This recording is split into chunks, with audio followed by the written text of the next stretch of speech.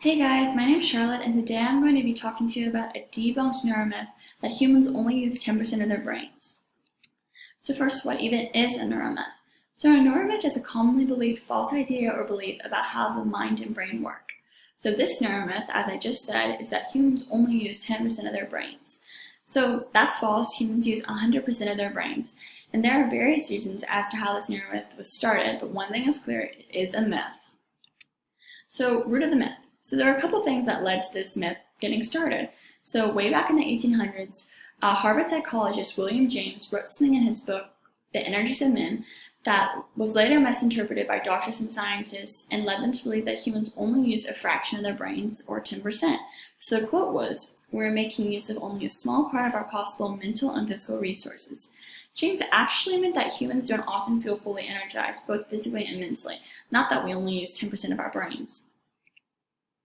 So the root of this neuromyth has also been linked to Albert Einstein, who supposedly used this myth to explain cosmic towering intellect. Whew. Technology also influenced the root and belief behind this myth.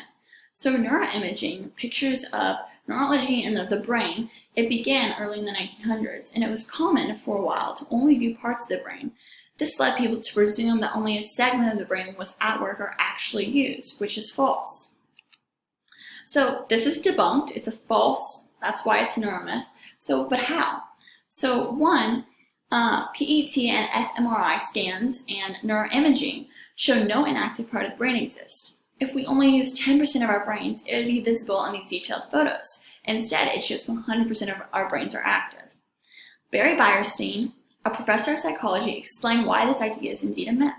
So, if we only use 10% of the brain, then brain damage would only be present in the small parts of the brain that we actually use. But we actually know for a fact, due to neuroimaging and other resources, that brain damage has been documented in every part of the brain. Boom, so it's a myth. So culture and its influence. So the myth was the basis of the 2014 movie Lucy, which plot focused on what would supposedly happen if a person unlocked 100% of his or her brain power. There's an image of her right there. She's got some telekinesis superpowers going on. So the myth has been used to support the belief in pseudoscientific powers, aka superpowers, and that if we had access to 100% of our brains, we would be able to do things like freeze time. Actually, it's been discovered that about 50% of primary and secondary teachers across the globe mistakenly teach and even endorse this myth. So how this neuromyth has affected me? Well, I'll tell you. So I actually believed this myth for a really long time. Movies like Lucy, which I've never even seen, only made me believe in the idea and this myth even more.